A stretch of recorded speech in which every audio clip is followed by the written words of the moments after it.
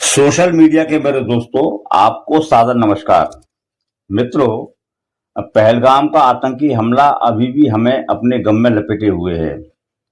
जिस घर में किसी के अचानक दिवंगत हो जाने की घटना हो जाती है तो शोक इस कदर हावी हो जाता है कि कई जरूरी चीजों पर, बातों पर, कई जरूरी कामों पर, या फिर कहें कि कई जरूरी घटनाओं की तरफ हमारा ध्यान नहीं जा पाता। पहलगाम की बैसरन घाटी में जिस जघन्यता के साथ 26 लोगों का नरसंहार हुआ, उस शोक में पूरा देश अभी भी डूबा हुआ है। हर व्यक्ति का ध्यान इसी तरफ लगा हुआ है कि हमारी सरकार सेना के माध्यम से कब और क्या कार्रवाई करेगी। इसीलिए प्रदीप मिश्रा कथावाचक की समाज विरोधी बातों पर हमारा ध्यान नहीं जा पाया। मेरा ध्यान भी थोड़े विलंब से गया। ये बातें प्रदीप मिश्रा ने पहलगाम हमले के बाद ही कही हैं।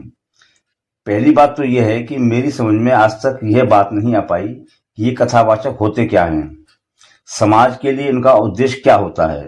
खैर चलिए, अब जो है सो है।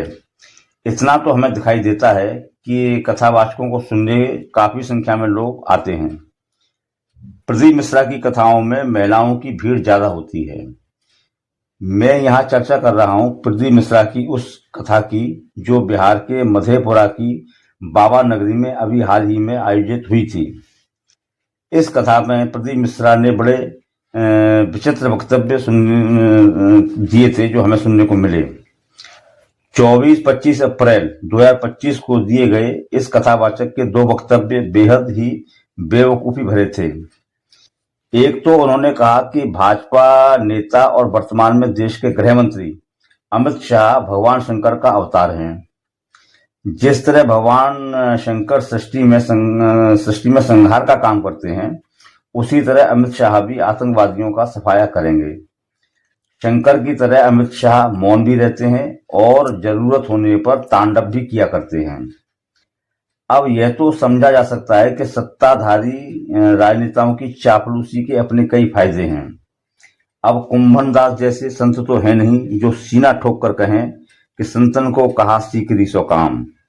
अब संत और सत्ता का गठजोड़ अपने अपने फायदे उठाने में लगा हुआ है। चलिए इससे जाने दीजिए। लोग भी बखूबी यह बात समझते हैं कि अमित शाह कतई और कतई शंकर का अवतार या शंकर का रूप नहीं है। प्रदीप मिश्रा ने इस कथा में जो दूसरा वक्तव्य दिया वह पूरी तरह से समाज विरोधी या कहें देश विरोधी है। अपनी मूर्खता या बेवकूफी से प्रदीप मिश्रा हिंदुओं के चरित्र को ही खराब करने की कोशिश में लगा हुआ है। प्रदीप मिश्रा ने कथा में आई महिलाओं को संबोधित करते हुए कहा, मेरी जीजियो, आपके घर में शास्त्र हो या न हो, लेकिन शस्त्र यानी हथियार जरूर होना चाहिए। अपने बच्चों को हथियार चलाना सिखाओ मेरी जीजियो। निवेदन है मेरी जीजियो, तुम्हारे घर में शास्त्र है कि नहीं है हमें उससे मतलब नहीं है, और अब तुम्हारे घर के बेटा और बेटी को शस्त्र चलाना आना चाहिए। उसने कहा कि अगर पहलगाम में हिंदुओं के पास हथियार होते तो वे भी आतंकवादियों का सफाया कर देते। प्रदीप मिश्रा देश के प्रधानमंत्री नरेंद्र मोदी के संदेश को भूल गया लगता है। मोदी ने कहा था कि एक हाथ में कुरान और एक हाथ में कंप्यूटर, लेकिन प्रदीप मिश्रा का आह्वान है कि दोनों हाथों में हथियार। शास्त्र या किताबें या शिक्षा एक भी हाथ में नहीं होनी चाहिए, दोनों हाथों में हथियार होने चाहिए। मैं प्रदीप मिश्रा की घटिया और समाज विरोधी सोच पर आऊं उससे पहले मैं इस ढोंगी कथावाचक से पूछना चाहता हूं कि वह कितने हथियार चलाना जानता है या अब तक उसने कितने हथियार चलाए हैं। मेरा भरोसा है कि इस पाखंडी ने कभी कोई हथियार नहीं चलाया होगा। दोस्तों, आइए इस वक्त नैनीताल में घटित हो रही कुछ घटनाओं पर आते हैं। आप सभी जानते होंगे कि नैनीताल में 12 साल की एक मासूम बच्ची से 76 साल के मोहम्मद उस्मान ने रेप कर दिया था। यह एक अपराध था। पुलिस ने बलात्कारी को पकड़ा और कानून के हवाले कर दिया। नैनीताल का माहौल तब अशांत होना शुरू हुआ जब हिंदूवादी संगठनों ने और हिंदुओं की भीड़ ने सभी मुसलमानों को बलात्कार के आरोपी के रूप में देखना शुरू कर दिया।